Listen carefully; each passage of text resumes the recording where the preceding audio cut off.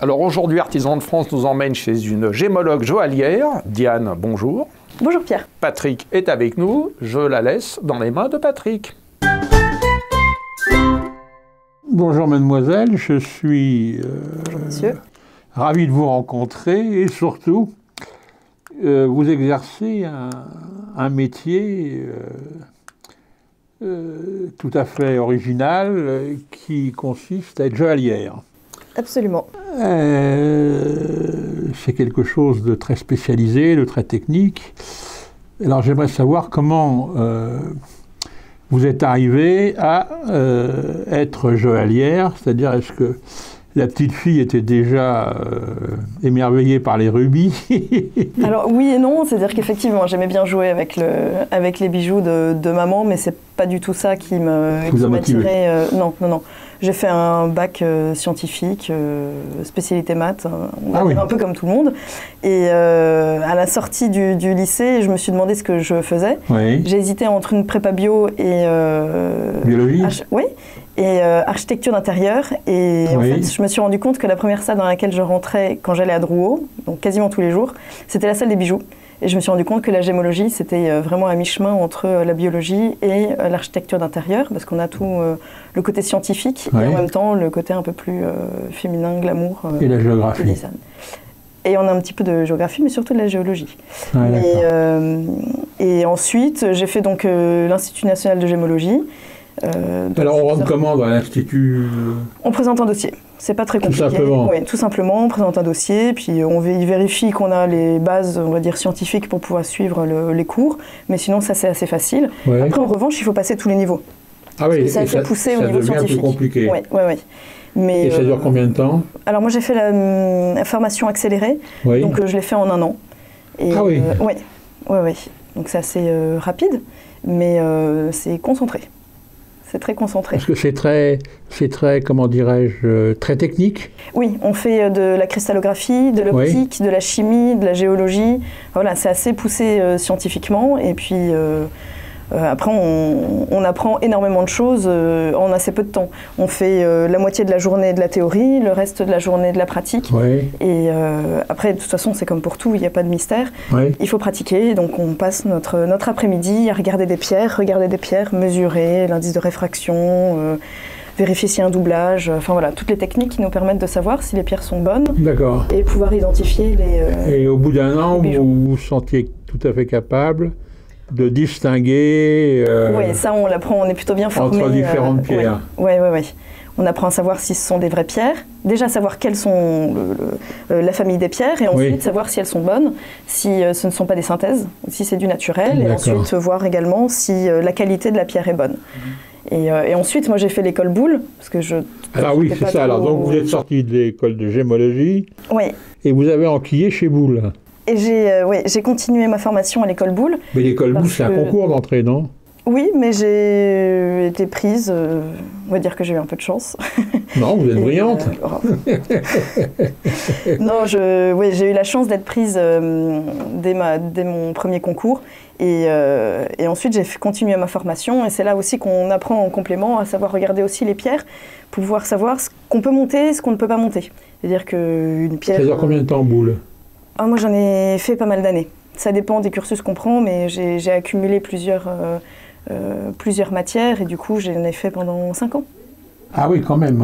Oui, donc là, c'est vraiment une bonne formation. Oui, c'est une très bonne formation et j'ai eu la chance de tomber sur des professeurs vraiment incroyables, dont un à qui je dois tout, Philippe, qui fabriquait les pièces exceptionnelles de Cartier.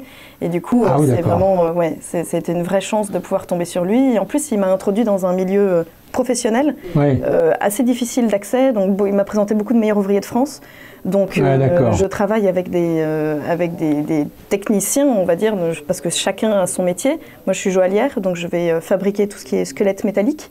Mais ensuite, je vais travailler avec un sertisseur qui va faire tenir les pierres sur ma monture. Ah oui, c'est ça, parce que ça se décompose complètement.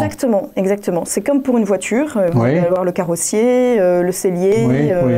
Et alors vous, votre métier, c'est quoi? Mon métier, c'est la fabrication du squelette de la bague, dans tout ce qui est la partie métallique. Ah d'accord. Voilà, pour le côté joaillerie, et évidemment pour le côté gémologie, bon, bah, la recherche des pierres et la proposition des pierres Mais les pierres, à mes clients. Le problème c'est que les pierres, bon, vous aviez le squelette, mais le problème c'est qu'il faut trouver la pierre qui corresponde. Non, ça pour le coup c'est en bijouterie. En joaillerie, on va partir de la pierre et on va fabriquer une monture à la pierre. Ah, vous partez de la pierre. Exactement. Voilà, donc c'est pour ça que dans l'étape d'une fabrication d'un bijou, on va évidemment avoir une idée de ce que l'on souhaite, et du coup du volume de la pierre nécessaire, parce qu'on ne peut pas non plus avoir un bijou trop important ou trop petit, donc on va chercher la pierre qui correspond à peu près dans les volumes. Mais alors vous allez chercher des pierres qui ont été taillées alors? Oui, alors moi je ne fonctionne qu'avec les pierres taillées. Le métier d'acheter des pierres brutes et de les faire tailler pour ensuite les commercialiser, c'est très particulier, c'est une formation sur le terrain qui est assez longue. Qui moi n'était, enfin pour moi n'était pas nécessaire. Non, voilà. J'ai accès à des pierres taillées directement que je vais acheter à l'étranger et c'est largement suffisant. Voilà, avec en plus la casquette de la fabrication du bijou, c'est amplement suffisant. Et puis en plus on n'a pas de mauvaise surprise. C'est un métier qui est assez hasardeux sur le brut parce qu'on ne sait jamais comment la pierre va réagir à la taille. Il se peut que ça casse, voilà, une inclusion sorte là où elle ne doit pas sortir. Voilà, donc au moins quand on achète de la pierre taillée, il n'y a pas de souci, voilà, il n'y a pas de surprise. D'accord. Et alors, qu'est-ce qui vous a décidé, non pas à rentrer dans une grande maison, mais à vous mettre à votre compte? Alors, deux choses. La première, c'est que quand j'ai estimé avoir le niveau nécessaire pour travailler, la crise de 2008 était là, les ateliers fermés les uns après les autres, et du coup, je pense que pour n'importe quel atelier, ça n'est pas très intelligent ou judicieux d'embaucher quelqu'un qui sort à peine de son école et qui a besoin d'être malgré tout formé à la maison, alors que dans d'autres maisons, d'autres ouvriers joailliers avaient été formés et du coup voilà, avaient besoin de travailler. Donc toutes les personnes... Vous êtes mis à votre compte? Oui, je me suis mise à mon compte. Qu'est-ce que vous pensez du fait qu'il faut environ 10 ans de pratique pour avoir la maîtrise de son métier? Ça dépend un petit peu des gens. Forcément, quand on est très doué, on a besoin d'un petit peu moins de temps. Je pense que c'est valable pour tout le monde. Mais c'est vrai. C'est vrai qu'il faut vraiment beaucoup travailler et on ne se retrouve pas au J4, donc les plus grands ouvriers joailliers, en 2-3 ans. Non, non, c'est vraiment généralement, au fur et à mesure, l'expérience est très importante. Voilà, passer le diplôme qu'on peut avoir, généralement, quel que soit le métier, journaliste d'ailleurs aussi, hein, faut compter une dizaine d'années pour, oui, je pense que c'est... pour avoir la maîtrise, disons la pleine maîtrise du métier. Alors quand on s'installe à son compte, les ennuis commencent. Oui, effectivement. Parce qu'il faut se faire une clientèle. Oui, il faut se faire une clientèle. Alors comment est-ce qu'on fait pour se faire une clientèle? Pour moi, j'ai eu pas mal de chance. J'ai eu quasiment directement des commandes et c'est comme ça que je me suis mise à mon compte. D'accord. C'est qu'on m'a demandé une première bague, une deuxième bague, une troisième bague et il fallait que je fasse une petite structure. Donc j'ai eu la chance de tomber à peu près au même moment que la création de l'auto-entreprise. Donc j'ai commencé avec une auto-entreprise. Ah oui, d'accord. Et ensuite j'ai, pas rapidement, mais voilà, je me suis mise en société effectivement parce que j'ai passé les plafonds. En URL en l'occurrence, parce que je suis vraiment toute seule. Ah d'accord. Oui. Je suppose que la palette de vos savoirs ne se limite pas à des bagues. Non, non, non, pas du tout. Quelle est la palette de ce que vous êtes capable d'offrir? En fait, tout ce qui est on va dire, matière précieuse. Donc je ne fais pas du tout de fantaisie, je ne fais que de l'argent, de l'or et du platine. D'accord. À partir de ce moment-là, ça peut être de la simple bijouterie comme une alliance, ou une croix, enfin voilà, rien de bien particulier. Mais ensuite, il y a évidemment bague de fiançailles, collier, boucle d'oreille, tout ce qui est composé en fait de matière précieuse et du coup, dont j'ai les outils pour pouvoir les travailler. Parce que c'est particulier entre la fantaisie et le... On vous demande un collier, par exemple, vous allez faire un collier en or, oui, mais sur lequel, vous, ce qui vous intéresse, c'est de pouvoir mettre des pierres. Étant gémologue, j'aime bien les pierres. C'est possible ou pas? Non. Ah, mais bien sûr, oui. Non, mais vous pouvez faire tout simplement un simple collier en or. Oui, absolument, oui, oui. un jonc en or, un collier en or, peu importe, une médaille, quoi que ce soit, en fait, à partir du moment où c'est un matériau précieux. D'accord. Donc il faut savoir dessiner. Donc il faut savoir dessiner. Enfin, c'est mieux, c'est plus pratique. Et qu'est-ce que vous avez fait de plus déconcertant, je veux dire de plus déconcertant? Non. Enfin, pas déconcertant, mais de plus original, dirais-je. Alors moi j'ai une clientèle assez classique, je fais beaucoup de bagues de fiançailles et je conseille moi-même évidemment mes clients de ne pas partir sur des choses trop, on va dire, folles pour la fabrication d'une bague de fiançailles parce qu'il faut pouvoir la porter pendant toute sa vie et ne pas s'en lasser, il ne faut pas partir sur quelque chose qui soit trop démodable. Donc bon, on va dire qu'en termes de bague de fiançailles, j'essaye de ne pas faire trop original non plus. Après j'ai fait... Les gens sont assez classiques? Oui. C'est quoi la gamme de prix? Il n'y a pas de gamme de prix. Il n'y a pas? C'est en fonction du budget. Alors évidemment, si on me demande un diamant 3 carats pour 1000 €, ça va être compliqué. Oui. Mais j'ai fait des bagues à 500 €, puis après, il n'y a pas de limite. Ah d'accord. Oui. Oui, il n'y a pas de limite. Mais dans la limite, évidemment, du raisonnable. Oui, bien sûr. Il faut me demander quelque chose qui soit réalisable. Bien sûr. On ne peut pas me demander, encore une fois, un diamant 3 carats. Oui, mais de toute façon, en fonction de ce qu'on vous demande, vous êtes tout à fait capable de fixer un prix. Oui. Approximatif. Approximatif, parce que même pour le même descriptif, par exemple, si vous me dites je veux un saphir entouré de diamants, ça va de 2000 à 4 millions. À 200, oui. Voilà, donc il faut m'aiguiller quand même un petit peu, me parler un peu de volume. Oui. En général, ce que je fais, c'est que je demande leur budget à mes clients. Comme ça, je leur propose en fonction du budget. Exactement. Voilà. Pour ce budget-là, vous aurez ça. Donc, soit ça vous convient, soit vous augmentez le budget. Alors, vous m'aviez dit que vous étiez une grande, comment dire, pas consommatrice, parce que ça ne serait pas le terme, mais que vous alliez souvent à Drouot, à l'hôtel Drouot. Oui, alors un petit peu. Aux enchères. Alors j'aimerais qu'on parle un petit peu du lien qu'il peut y avoir entre votre métier, parce que le lien, on s'en doute bien, hein, c'est la vente des bijoux, mais concernant Drouot, cette noble institution, c'est intéressant de savoir ce que vous en pensez. Et ce qui s'y passe, parce que là, vous êtes une spécialiste. Oui, alors effectivement, il vaut mieux avoir un œil averti pour aller acheter à Drouot et surtout des bijoux. Mais déjà, le premier lien, c'est que, étant joaillière, je ne fais pas que de la création, mais je restaure aussi des bijoux anciens. Oui. Et donc, il m'arrive d'aller acheter des bijoux qui me plaisent à Drouot, des bijoux anciens pour pouvoir les restaurer, les mettre en l'état pour les revendre, ou alors acheter des pierres, ce genre de choses. Et après, évidemment, malheureusement, ça n'est qu'une petite partie de ce qu'on trouve à Drouot, parce qu'il y a beaucoup de neufs et de fabrications modernes et étrangères qui sont vendues à Drouot. Donc c'est très important de savoir à qui on va acheter et éventuellement d'avoir une aide quand on achète à Drouot. D'accord. Parce qu'il y a pas mal pas de faux, mais enfin du faux aussi, de la synthèse qui n'est pas forcément précisée. Oui, qui n'est pas forcément précisée.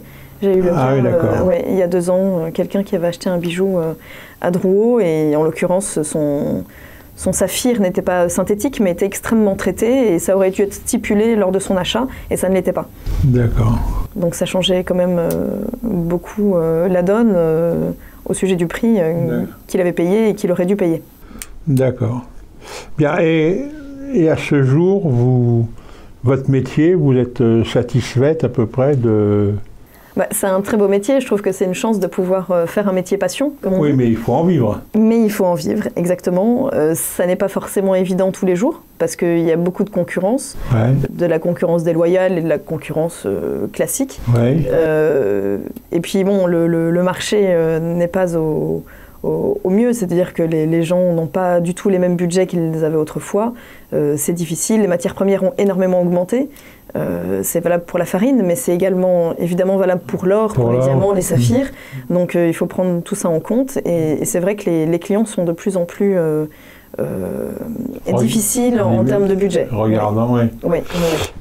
Est-ce que vous estimez que vous vous inscrivez dans la tradition française de la joaillerie? Oui, comme je vous le disais tout à l'heure, j'ai eu la chance d'être formée par quelqu'un qui est vraiment en plein dans l'excellence de la fabrication de la joaillerie. Oui. Donc j'ai acquis auprès de lui des techniques qui ne sont pas connues par tout le monde, et qui sont un petit peu oubliées de plus en plus, parce qu'on subit énormément la fabrication par des machines, la fameuse imprimante 3D, qui est utilisée depuis beaucoup d'années en joaillerie.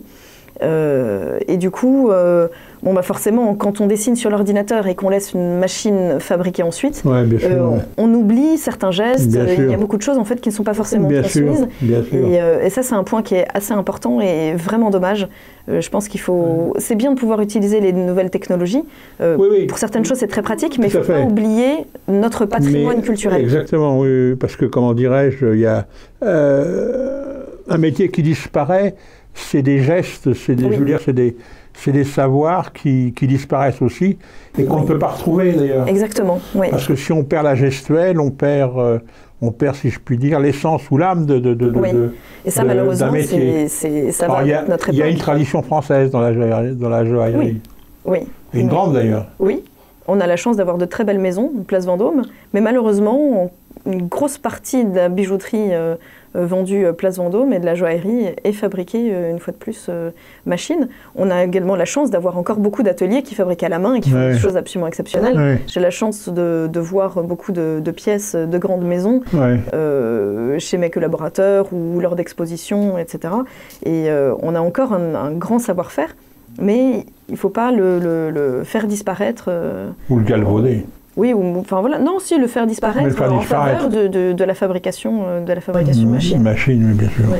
Bien, mademoiselle, écoutez, je vous remercie. Tout ça a été très passionnant. Merci à vous. Et je vais vous laisser entre les mains de mon ami Pierre, qui va s'occuper de la partie un peu technique de votre métier et aller fouiller dans vos outils. Avec plaisir. Donc, Diane nous présente son atelier. Bonjour Diane. Ah ben non, bonjour, c'est vu tout à l'heure. Oui. Donc, bonjour. Bonjour. Donc, présentez-moi ce superbe petit atelier. Ah ben là, ça c'est vraiment un établi extrêmement classique. De joaillier. De joaillier. Voilà, avec la fameuse cheville sur laquelle on s'appuie pour pouvoir travailler et avoir accès à tous les angles de la pièce. Sans bouger. Sans bouger, exactement. Et sans trembler. Ça peut arriver. Ça dépend. Mais donc voilà, le chalumeau, les petites soudures, la collection de limes, les pinces pour pouvoir attraper les pièces quand elles sont chaudes. Enfin, il y a plein de... Et la petite Dremel avec toutes ces petites meules et ainsi de suite. Exactement, pour pouvoir polir. Et alors vous passez combien de temps dans cet endroit de torture? Ça dépend des journées, de l'intensité du calendrier et des commandes, mais ça peut être on va dire entre 5 et 10, 12 heures par jour. Ah oui, effectivement, oui. Oui. Et pas de pause café, pas de pause déjeuner? Si, quand même, un peu. Si, un petit peu, avec les copains là-haut. Ah bah tout à fait. Non, mais je vois qu'il n'y a pas de téléphone ni de poste radio, donc vous êtes concentré sur votre travail. Alors en général, j'ai mon téléphone, justement, avec la radio. Et c'est pas trop gênant? Ah non, au contraire, c'est très bien. Parce que quand on a un métier manuel, c'est vrai qu'on a tendance à avoir les mains occupées, mais pas la tête. Donc on pense à beaucoup de choses. Et oui. Bizarrement, ça fait ça. Et du coup, on pense à beaucoup de choses et quelquefois, il vaut mieux ne pas penser à l'actualité. Et donc, ou alors, il vaut mieux se cultiver en écoutant des émissions. Et ça ne vous distrait pas dans le travail? Non, pas du tout. En fait, ça fait au contraire. Quel genre d'émission vous écoutez? Artisans de France sur TV Liberté. Merci. Par exemple. Non, je vous signale qu'il y a la chronique du plombier le samedi midi. Ah ben, on en aurait bien besoin. Mais samedi midi, non, le week-end, c'est sans moi. Non. Ah, vous êtes aux 35 heures? Oui, en 2 jours. En 2 jours, bah voilà. Non, c'est un beau métier. Oui. Non, mais c'est bien rangé, honnêtement, par rapport à ce que j'ai vu ailleurs. Non, mais là, j'ai fait un effort. Ah bah écoutez, vous saviez qu'on venait. Exactement. Non, c'est très joli. Vous ne feriez pas une petite bagouze, là, vite fait, à 300 000? Alors, en 5 minutes, bien sûr, si. Non, mais par exemple, vous voyez, sur une bague qui est brute de fonte comme celle-ci, donc j'ai récupéré chez le fondeur. Avant, j'avais fait une cire à partir de matières comme celle-ci. Là, on voit, j'ai des restes d'anneaux, de dessins, etc. Et donc, après avoir fait une fonte à cire perdue, qui est une technique extrêmement répandue, qu'on utilise depuis plus de 2000 ans. Donc c'est vraiment quelque chose d'extrêmement traditionnel. Là, je suis en train de travailler sur un projet pour une pièce que je dois rendre début juillet. Donc là, je suis en train de faire des petites feuilles de chêne. Vous dessinez d'abord sur la cire? Absolument, je dessine d'abord. Donc là, on voit que je suis sur mon projet de feuilles de chêne. Donc je me suis imprimé des petites photos. Et donc, je viens prendre exemple. Et effectivement, je ne sais pas s'il n'y a pas encore... Si, voilà, ici, on aperçoit le dessin. Vous faites un moule. C'est une cire particulière? C'est une fonte à cire perdue, c'est pas un moule. Donc là, on aperçoit, je ne sais pas si on voit, il y a un petit trait. Donc après, je vais venir scier la forme donc avec mon boc-fil et avec ces petites scies pour ensuite venir continuer à limer et enlever de la matière pour obtenir une cire dans ce style-là, que je vais envoyer chez mon fondeur et que je récupérerai en métal. Donc soit en argent, en or, en platine, en fonction de la demande.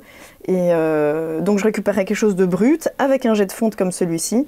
Et ensuite, donc on vient le scier avec le même instrument, mais une autre scie. Lime. Une autre scie, parce que les limes... C'est en face. Exactement. Et ensuite, voilà, on vient enlever de la matière, polir, nettoyer pour obtenir quelque chose d'un petit peu plus brillant. Et ensuite, on va faire... on va d'abord émeriser avec du papier émeri et un cabron comme celui-ci. Et enlever de plus en plus les défauts qui sont laissés par le sable et le plâtre qui constitue le moule de la fonte à cire perdue. Et ensuite, avec tous mes petits instruments, je vais venir affiner le grain avant de déposer la pièce au sertissage. Les petites meules Dremel. Exactement. Au sertissage et au polissage, où d'abord on va donc bien préparer la pièce.